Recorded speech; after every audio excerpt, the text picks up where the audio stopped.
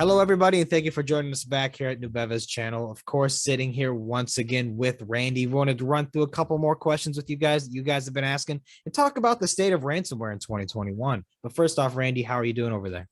Absolutely great. Unfortunately, earlier this year, I caught COVID. I Hmm. think I may have talked about this. So I'm now double vaccinated, booster shot, and got COVID. So hopefully I cover every check box there. Well, I But don't know, doing Randy. much better now. So You said you think you talked about this memory loss. I think is one of the symptoms, but there you go. There you go. I'm not sure if I did. yeah, fair enough, fair enough. But so, here, getting so there into you it go. a little bit. So first and foremost, people were asking about the packaging pricing you guys had. Can you elaborate on that a little bit? Yeah, so a number of different, I think shareholders were asking about, they were looking at prices from CrowdStrike. They range from a few dollars per customer or computer per month to even a few 50 cents to 25 cents, depending on volume of it. And so they were trying to actually figure that out. We're actually approaching it slightly differently. And so, and this actually defines why we think we are a very different just a very different market. We're closer to insurance than we are a cybersecurity or a security company that is trying to prevent something from happening.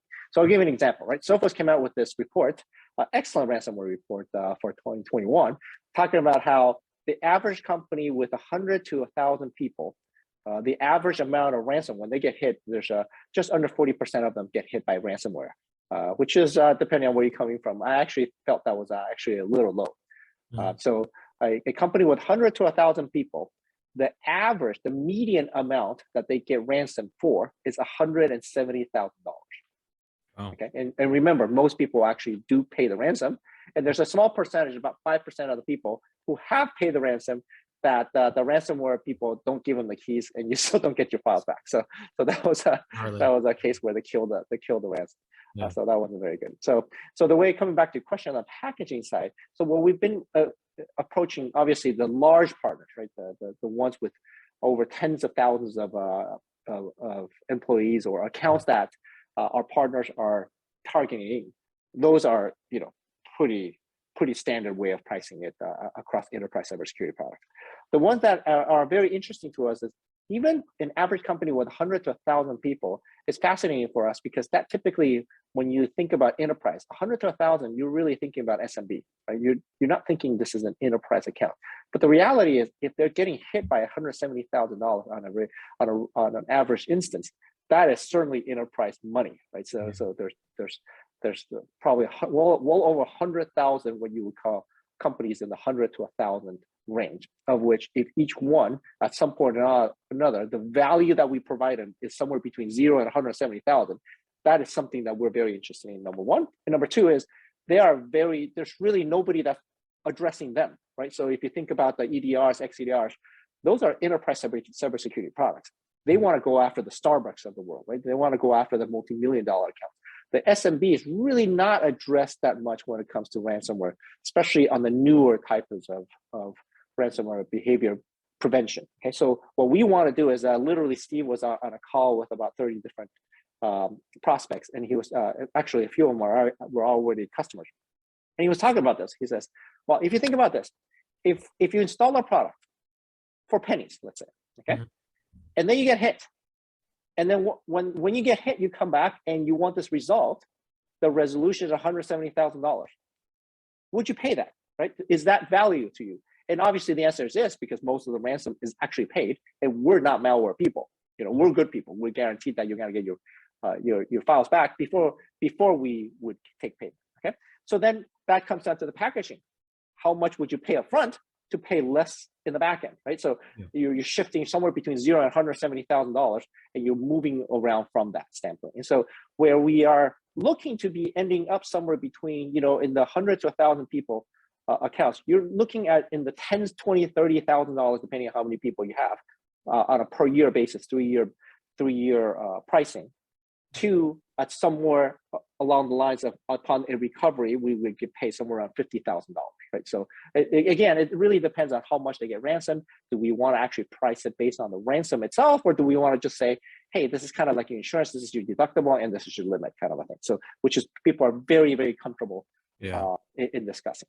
Okay, so that's where we're actually converging toward the packaging. We want to go hit our our enterprise partners and customers there, like we usually do. But at the same time, there's really substantially more money because unfortunately ransomware is using up or taking up that much money that we can actually then extract from SMBs, which we feel it's a much quicker close. We've been closing them in a much quicker pace.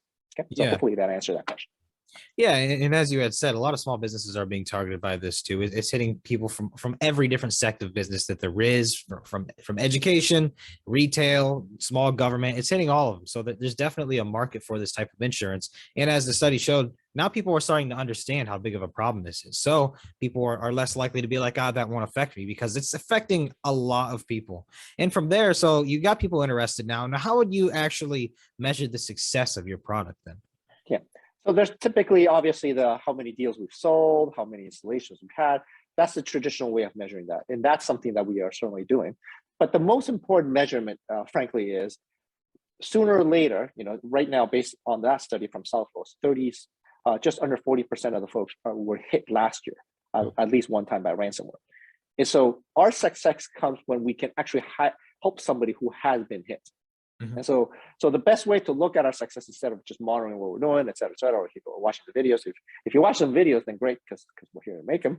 But at the same time, I think the one measure of success that is pretty black and white is when you hear us announce somebody who was hit by a ransomware, and we were able to help them recover. That's really the flipping, the point where things flip. We help somebody recover their files. They didn't have to pay for the ransom, and business continued as usual. When you hear us announce that, that's when things have turned. Yeah, agreed. Of course, as many people can sign up as necessary, but the bait's in the water. Eventually something will bite. And then, like you said, that's the catalyst that will really, really test the mettle of your product. Absolutely.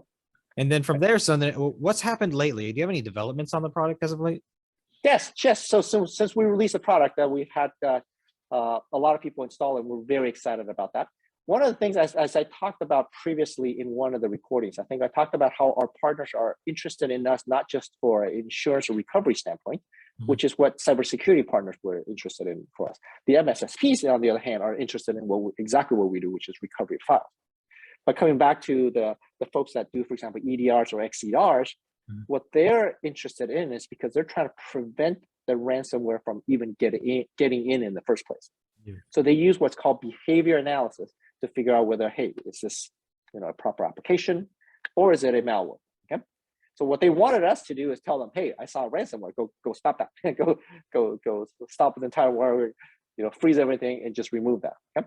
And the reason originally we were hesitant in doing that is because we, at the end of the day, what we do is we understand encryption. And so what that means is we'll see when somebody's doing encryption versus not doing encryption. We get the keys. We're really up to this point, up to just a few weeks back, we were really not in the business of knowing whether this is truly a ransomware or not. We would tell you this is a proper application. We get the keys. And we'll toss it away. This is an application that we're not sure. We get the keys, and most of the time that would be a ransom. What we've actually developed since then, because of this interest from these types of partners, is we have removed what's called all false positives. So at any time when we get the keys from something, we are 100% confident now that that is not a key from an application that is not a ransomware. Or said another word, we don't really care whether it's ransomware or not. We're 100% confident that it's malware. Okay. Yeah. And so that's probably the most recent exciting development in our product standpoint, is that the fact that now we've removed all false positives. So as you may recall, we had a third-party test that 96% of ransomware that we had not even seen ourselves, we were able to extract keys.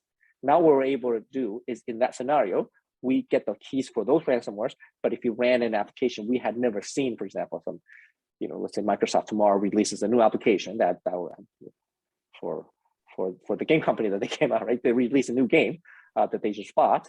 And it was doing encryption. We would then not spit out keys for that purpose. Okay? So that's an exciting development. And so what that allows us to do, besides addressing the enterprise XDRs and EDRs, so they can use that as a behavior analysis to stop the ransomware to get hit. The other thing that we can do now is, recall that what we used to do is we allowed each customer to have their own backend keys database, right? So that is on Amazon AWS or Azure, or if you're a private data center, you do your own stuff. What we are able to do now is because we don't have false positives, we can allow those keys to actually come to Nubeva.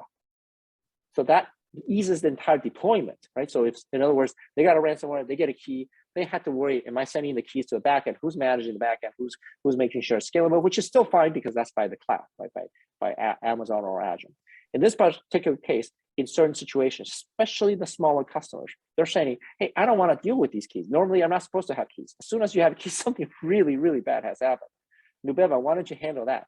And because now we're 100% confident we have no false positives, we can allow them to send us those keys because we know they're all ransomware. They're not keys from some application that was created in some time frame that we had not analyzed and we didn't whitelist, etc. So that's really probably the most exciting part of from a product development standpoint. Yeah, that makes sense. You know, I've worked with some other cybersecurity things, and they talk about the false positives obviously being a problem. The more you can weed those out, the more efficient the system is as a whole. So that's great to see that development there. So is there anything else you want to add? Anything else related to maybe some potential developments? Yeah, not on the development side. I think as we started closing more deals, one of the stories that we heard from one of the customers is they've actually been hit by ransomware multiple times. In the most recent event, they had a budget downfall, and so they started laying off contractors. And so the day after they laid off contractors, they got a ransomware. Ooh. And so they were quite suspicious on the timing and everything else. And the reality is, if you're downsizing, the last thing you would do is go spend a few million on some cybersecurity product to prevent ransomware. And so this is where we would come in, right? We can package the pricing to the point where, hey, you want to know you're preventing this from happening. In the worst case scenario, if you got hit, we can protect you, and this is the price. And if you don't get hit, well, this is this other price that you're still protected in the event that it actually comes. And so that aligns better to their budget. Now, keep in mind, just under 40% of those folks still get hit. Yeah. And so from our perspective, this is really much more of truly an insurance play of trying to, spread out the spend of everybody to help out the few that are actually getting hit. Yeah, and just to say it there at the end here, with so many people getting hit, it's an insurance that's almost covering a practical inevitability in the market. It's something that's going to happen. Yeah. Yes, and that's unfortunately how we're actually we're working ourselves towards. It's kind of sad, actually.